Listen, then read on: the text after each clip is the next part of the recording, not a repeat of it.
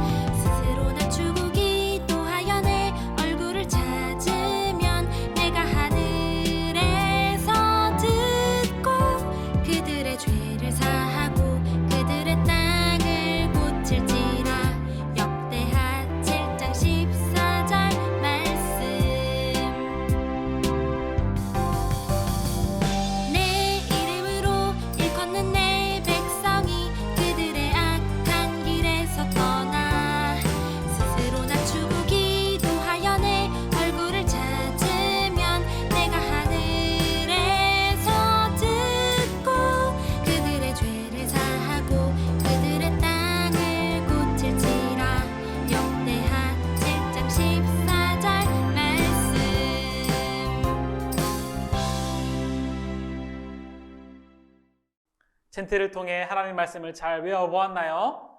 이제 왕의 초대로 넘어가 볼게요. 친구들은 궁전에 가본 적이 있나요? 세계 곳곳에는 왕들이 살았던 궁전이 있는데 정말 멋지고 화려해요.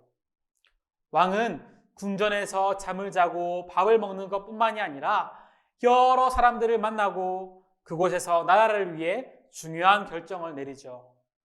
아래 그림에 보니까 멋진 궁전이 보이네요. 혹시 이 궁전의 이름을 아는 친구가 있나요? 버킹엄 궁전과 경복궁이네요. 지금부터 이 궁전을 스마트폰에서 검색해서 궁전이 어느 나라에 있고 누가 살던 곳인지를 찾고 함께 이야기해 보세요.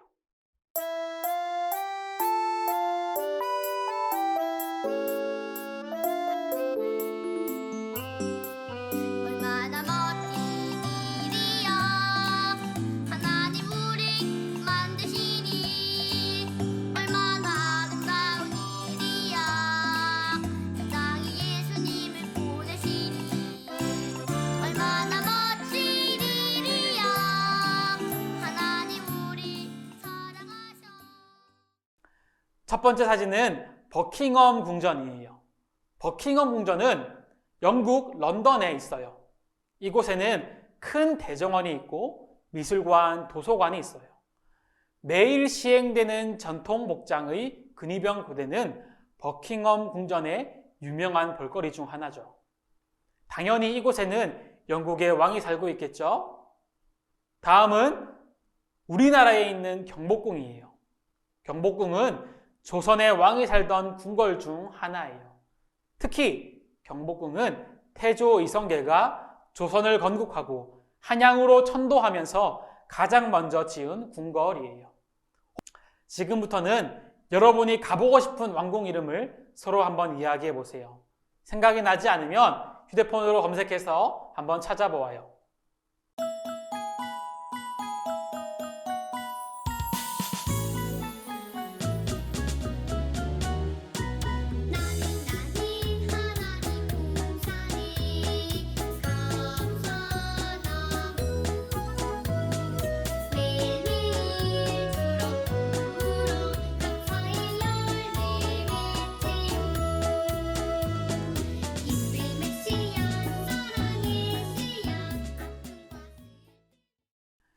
선생님이 알고 있는 대표적인 왕궁을 소개하자면 중국에 있는 자금성, 인도의 마이소르, 프랑스에 위치한 베르사유 궁전, 스페인의 아람브라 궁전이에요.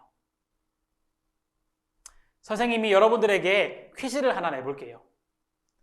왕들은 멋지고 휘황찬란한 궁전에 살았는데 그러면 우주 만물을 다스리고 계신 하나님은 어떤 곳을 궁전으로 삼으셨을까요? 온 우주를 통치하시는 하나님께서 이 땅 가운데 어디에 임하셨을까요?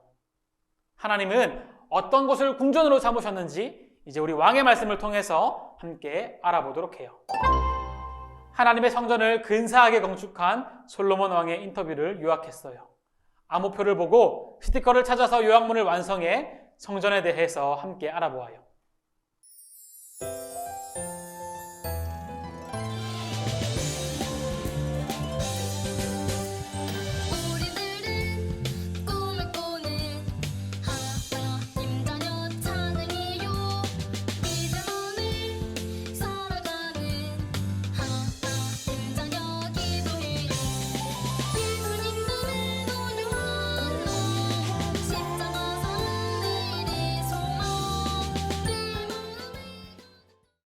여러분, 솔로몬 왕은 어디에 성전을 건축했나요?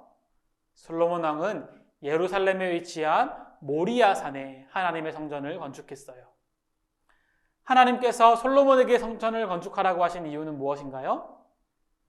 세상의 왕들은 너무나도 멋진 궁전에서 살았어요. 그렇다면 이 세상 왕들과는 비교할 수 없을 만큼 위대하신 하나님은 어떤 궁전에서 사셔야 할까요? 사람의 손으로 지은 건물에는 감히 하나님을 모실 수가 없어요. 그런데도 하나님은 자기 백성 이스라엘과 영원히 함께하기를 바라셨어요. 이 성전을 통해 하나님은 하나님의 이름을 두시고 이스라엘과 함께 계시며 교제하신다는 사실을 보여주고 싶으셨어요.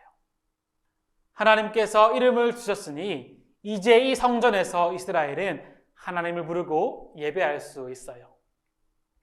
솔로몬은 아름답게 성전을 건축하고 가장 먼저 이스라엘 백성을 모아서 양과 소로 하나님께 제사를 드렸어요.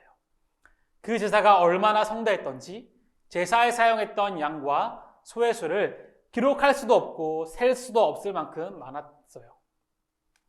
성전을 건축한 솔로몬은 정성을 다해서 하나님을 예배했어요. 성전에는 구름이 가득했는데 어떤 의미가 있나요? 이스라엘 백성이 함께 모여 하나님을 찬양하고 제사를 드리니 어떤 일이 벌어졌나요? 여호와의 구름이 성전에 가득했어요. 구약에서 여호와의 구름은 하나님의 영광과 하나님의 임재를 상징해요. 과거 출애굽한 이스라엘 백성이 성막을 봉헌할 때에도 하나님께서 기뻐하시며 이스라엘의 성막에 임재하셨는데 이때도 구름이 회막을 가득 덮고 여호와의 영광이 회막에 충만했어요. 마찬가지로 여호와의 구름은 하나님께서 성전에 임하셨고 백성과 함께 하신다는 증거예요. 솔로몬은 백성 앞에서 하나님을 찬양하고 기도했는데 그 기도의 내용이 무엇인가요? 여기서 우리는 성전의 중요한 역할을 배울 수가 있어요. 여러분, 성전은 무엇을 하는 곳이에요?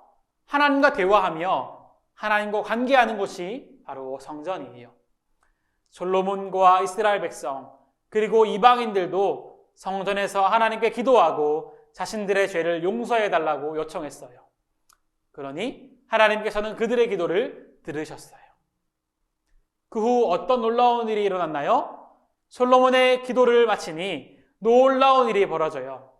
하나님의 불이 하늘에서부터 내려와서 번제물과 제물들을 활활 태워버렸어요. 구름과 마찬가지로 불은 강력한 하나님의 임재와 응답을 상징해요. 그림을 보면 성막의 구조가 보이네요. 하나님께서는 성막에 있는 소중한 기구를 성전에 두게 하셨어요. 그렇다면 왜 하나님께서는 성막에 있던 기구들을 성전에도 두게 하셨을까요? 스티커를 붙이고 숨은 글자를 찾아서 문장을 완성해 보세요.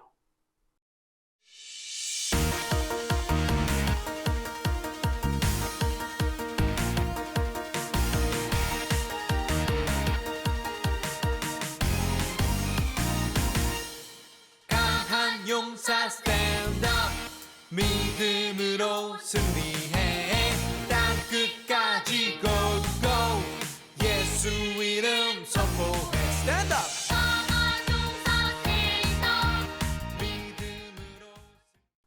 첫 번째 이유는 언약궤가 있는 성전에 임하셔서 이스라엘 백성들을 만나기 위해서예요. 하나님은 세상 어느 곳에 모두 계시지만 특별히 이스라엘 백성을 만나기 위해 언약궤가 있는 성전에 임하셔서 백성과 교제하셨어요. 두 번째 이유는 하나님은 왕궁을 통해 이스라엘 백성을 다스리기를 원하셨기 때문이에요. 마치 대통령이 당선되면 대통령의 집무실이 필요하고 선생님이 되면 교실이 필요하듯이 하나님은 성전을 통해 이스라엘 백성을 다스리기를 원하셔서 성전을 만드신 거예요. 하나님께서 이름을 두신 성전은 무엇을 하는 곳이었고 하나님은 무엇에 귀를 기울이셨나요? 그때 하나님은 어떻게 해주셨나요? 보기에서 알맞은 단어를 찾아 써보세요.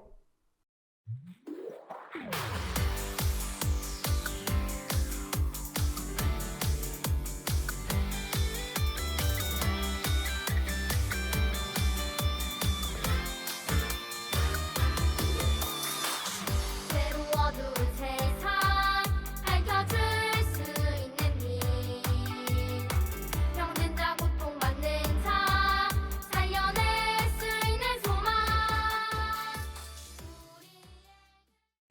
이스라엘 백성은 하나님이 임하시는 성전에서 기도했어요. 하나님은 기도를 통해 우리와 만나주시고 교제해 주세요. 그리고 하나님은 성전을 향하여 드리는 백성의 기도에 귀 기울이셨어요. 하나님은 성전에서 기도하는 이스라엘 백성에게 어떻게 하셨나요? 죄를 용서하시고 기도대로 들어주셨어요. 하나님은 백성이 성전을 향해 드리는 기도를 들어주세요. 하나님은 인격적이신 분이시기 때문에 우리의 기도를 들어주시고 응답해 주시는 분이에요. 솔로몬 왕은 하나님께 기도하면서 이러한 상황에도 성전에서 기도하면 꼭 들어주세요라고 하나님께 구했어요. 하나님께서는 이와 같은 솔로몬의 기도에 응답하셨어요. 그렇다면 여러분, 이스라엘 백성이 어떤 상황에서 기도하면 들어주실지 아래에 알맞은 짝을 찾아 선을 그어서 확인해 보세요.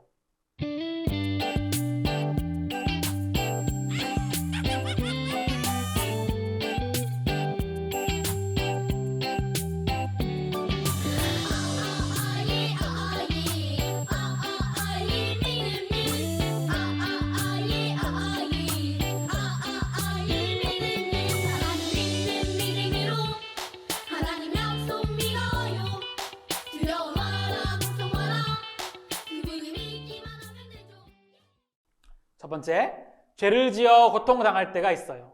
그럴 때 하나님께 죄를 용서해 주시고 회복해 달라고 기도할 수 있어요.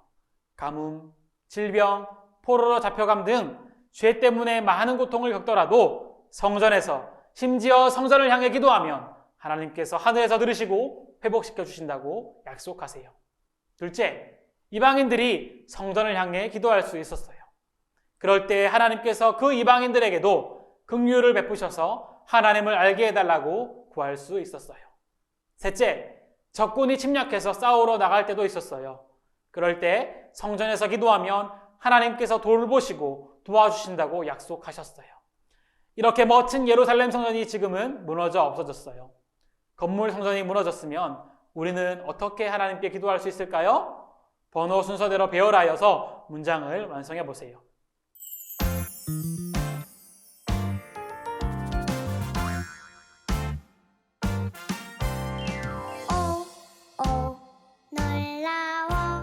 놀라워 계신 하나님 아름다운 이 세상 만드셨죠. 놀라워 계신 하나님 우리는 참된 성전으로 오신 예수님 안에서 예수님의 이름으로 기도할 수 있어요. 이 땅에 오신 예수님 안에 하나님께서 충만하게 거하셔서 예수님 자신이 성전이 되셨어요. 그래서 지금 우리는 건물 성전이 아니라 예수님 안에서 예수님의 이름으로 기도하여 응답을 받을 수 있어요. 우리가 예수님의 이름으로 하나님께 기도할 때 하나님은 우리의 기도를 들어주세요. 교재에 보니까 3가지 상황을 볼 수 있어요. 각각 상황에 맞는 기도를 적어보고 예수님의 이름으로 기도합니다. 아멘으로 마치는 기도를 따라 해보아요.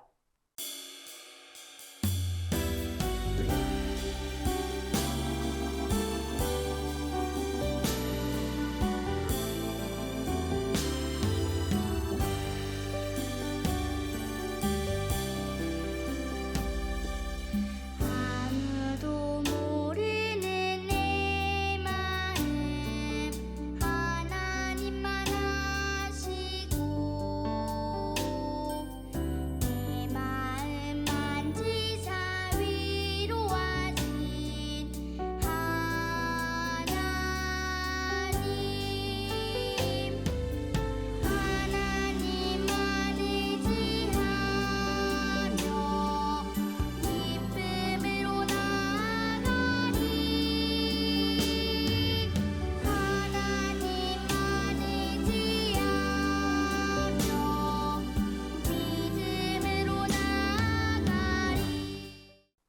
선생님이 작성한 죄 용서, 도움, 감사의 기도를 한번 읽어볼게요.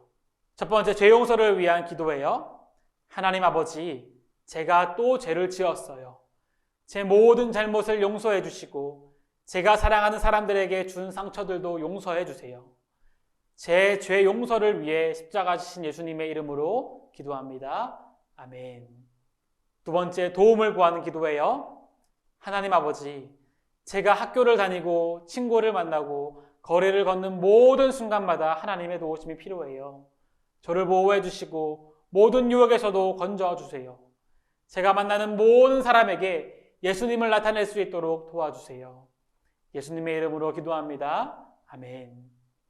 세 번째, 감사의 기도예요. 하나님 아버지, 항상 베풀어 주신 사랑으로 오늘도 힘있게 살아갈 수 있어서 감사드려요. 하나님께서 일용할 양식을 주셨고 함께할 가족과 친구도 허락해 주셨어요. 이 모든 것이 하나님께서 주신 것임을 잊지 않게 하시고 항상 기뻐하며 하나님을 기억하게 해주세요.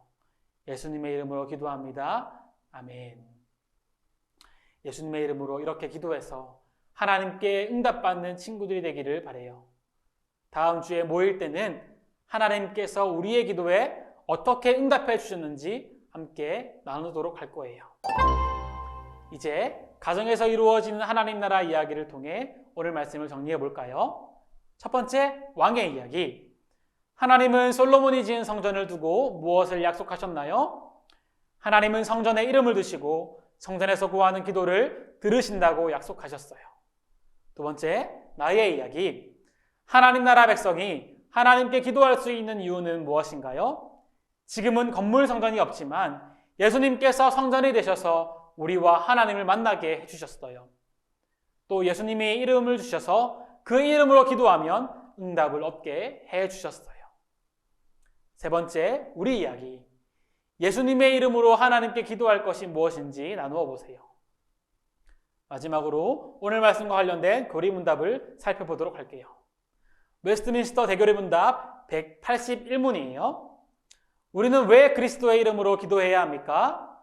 사람의 죄성과 그로 인하여 하나님과의 사이에 생긴 간격이 심히 크기에 중보자 없이는 우리가 하나님 앞에 접근할 수 없습니다.